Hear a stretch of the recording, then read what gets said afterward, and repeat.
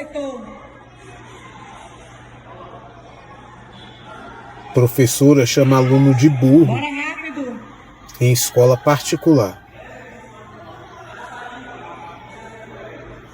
Senta. Olha aí, Denis, pega 3 bolinhas. a brincadeira que ela mesma está Vem filmando. pegar a bolinha, Denis. Olha a postura das 3 crianças. bolinhas. Vai, bate lá no bambolê. Lá no bambolê onde você tava, Denis. Olha a alteração de voz dela. Sim. Mais uma. Pega mais outra. Bota no bambolê. Bote dentro do bambolê, Denis. Você vê que a criança fica em alerta. Aí, Denis. Bote no bambolê lá, Denis. Denis, onde você tava?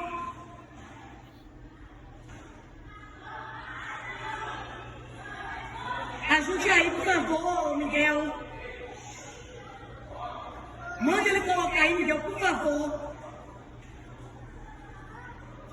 Sente no seu lugar agora. Do outro lado. Escuta. Messia, pegue 2 bolinhas.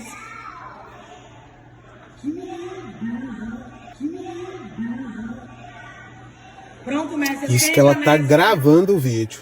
Imagina como ela comporta quando ela não tá gravando. Sentou.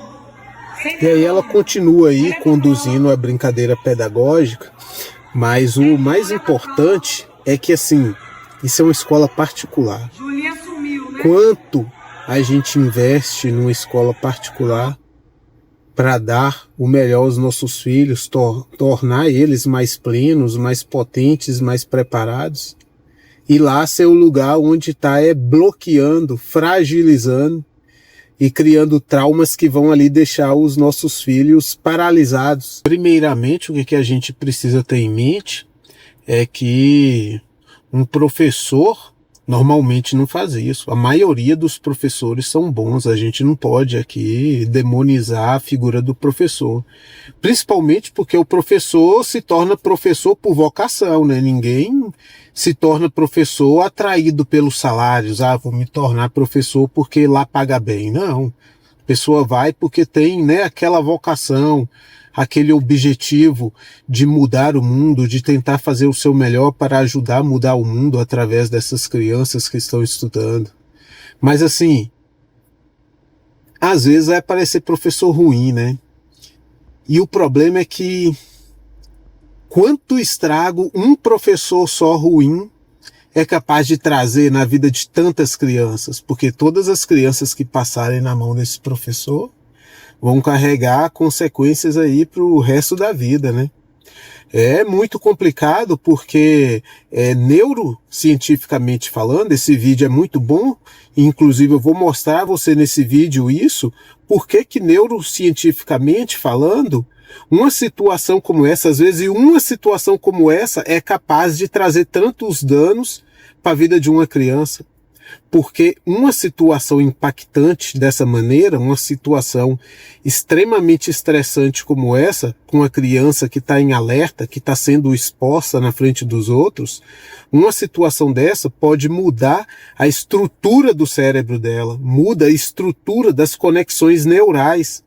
E isso pode ficar pro resto da vida, principalmente acontecendo nessa fase, que é quando o cérebro dela ainda está se desenvolvendo, porque é uma criança pequena, né? E se você está nesse vídeo e fala assim, ah, não, na escola do meu filho é 100% segura, lá não tem risco nenhum disso acontecer, então nem vou assistir o vídeo. Gente, deixa eu te falar, esse tipo de situação de alto impacto, de alta exposição, pode acontecer em qualquer lugar. E as chances disso acontecer são grandes, viu? Não estou falando de ofender o seu filho, de xingar, mas essas chances de situações estressantes e impactantes, a chance de acontecer isso é muito grande.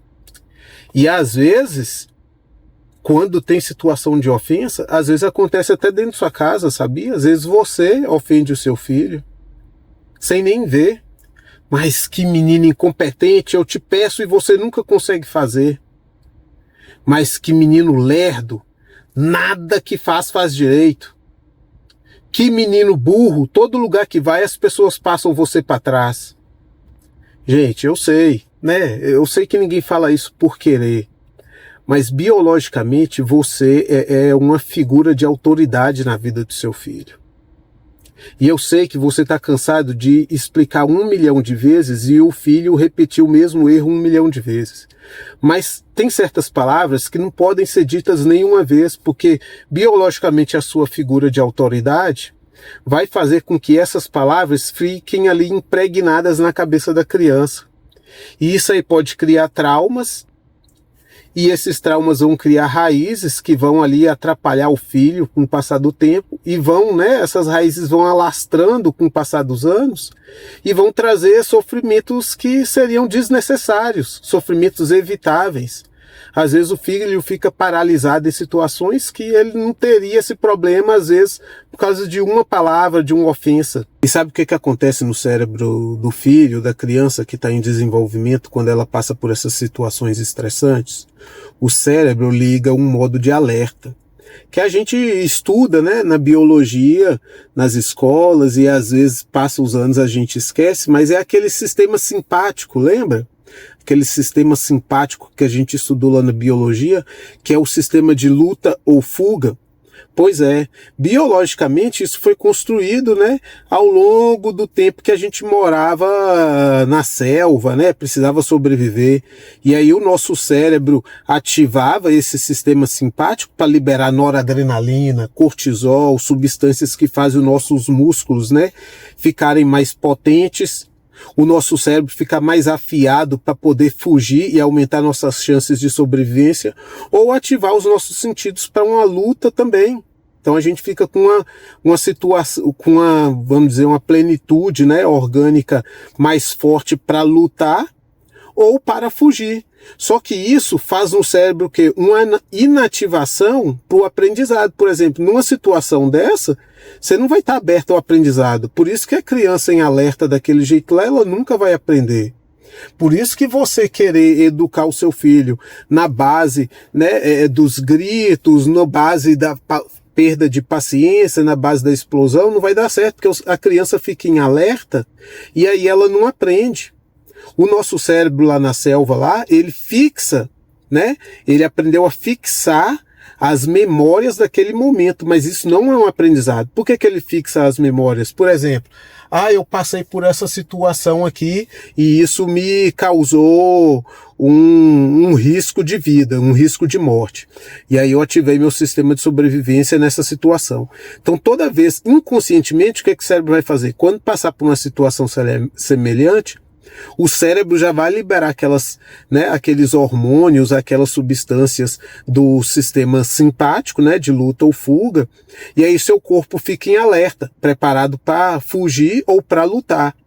Então, assim, às vezes você está numa situação que tá tudo tranquilo, e aí o professor fala assim, fulaninho, explica pra gente a sua resposta. Pronto, a pessoa trava. Não é consciente isso, ele não lembra que lá atrás a professora chamou ele de burro e por isso que ele se sentiu burro, por isso que ele se sentiu ali ameaçado. Ele não lembra disso, ele só trava, não aguenta falar. Na hora de prestar atenção, ele já nem presta atenção para não ter risco dele se expor e dar a resposta. Então isso atrapalha e limita a vida dessa criança no futuro, porque a gente não sabe nem como ela vai interpretar essas situações de exposição no futuro. Às vezes, a criança interpreta até o seu ambiente domiciliar como um ambiente de alerta, como uma selva. É como eu falo, nosso cérebro é muito inteligente, e isso fez a gente, né, caminhar pela evolução muito bem, mas esses sistemas hoje em dia mais atrapalham a gente, o nosso desenvolvimento, e cria traumas, porque a gente não tem essas exposições mais de risco de morte igual a gente tinha antes nas florestas. Mas o nosso corpo entende essas situações de exposição e de estresse extremo da mesma maneira que a gente, né, via quando a gente se expunha a situação de risco lá atrás. E é isso que a gente não quer enquanto o filho está desenvolvendo, enquanto é criança. É lógico que a criança vai passar por situações de estresse, é lógico que vai. Mas situações como essa, muito impactante, isso é uma dose demais de estresse. Não vai ser como um desafio que faz a criança tentar solucionar o desafio e evoluir. Não, vai ser como a interpretação de uma situação de risco de vida pelo cérebro, entende? E isso a gente não quer. Por isso a gente tem que ter muita habilidade ao lidar com crianças em desenvolvimento. E às vezes a gente olha assim, não, mas essa situação foi branda. Mas não interessa como a gente vai ver a situação, interessa como a criança viu a situação, como ela interpretou aquela situação. Então, professores, pais, vocês que são figuras de autoridade na vida da criança e tudo que você faz vai impactar diretamente no que essa criança vai sentir e como ela vai desenvolver, é preciso ficar atento. Porque às vezes uma situação única pode causar, transtornos que vão se arrastar pro resto da vida. É lógico que a gente não vai tirar as situações estressantes, os desafios, mas a gente vai ser ali o adulto, vamos dizer, um amortecedor para a criança enfrentar aquilo com a capacidade de tentar se elevar, de tentar resolver, tentar crescer e se tornar cada vez mais forte e não paralisado. É lógico que a criança tem que ir para a escola, pais. É lógico que a criança tem que ir aprender a socializar, aprender a esperar a sua vez de falar, aprender a lidar com regras diferentes da sua casa, aprender a ouvir que ele tem obrigações, que tem que fazer isso, tem que fazer aquilo, ele não vai querer fazer, mas ele vai ter que fazer, isso faz parte. Mas a figura do professor ali, na idade certa, quando a gente não coloca a criança muito cedo na escola, por mais que os professores sejam bons, colocar muito cedo na escola também é um estresse muito elevado com uma criança pequena, criança de 1 ano, cedo demais. Mas a criança que já está maior, que já pode ser conduzida, pode ouvir, pode conversar, tem que colocar na escola mesmo e tem que aprender a lidar com os desafios, tanto na escola quanto em casa. Mas precisamos ficar atentos para a gente não criar esse ambiente de alerta na nossa própria casa. Porque tudo que a gente fizer vai atrapalhar o desenvolvimento dos nossos filhos, com certeza. Porque família é construção diária e só é de tijolinho em tijolinho que um dia a gente vai construir aquela estrutura familiar que a gente sempre sonhou em ter.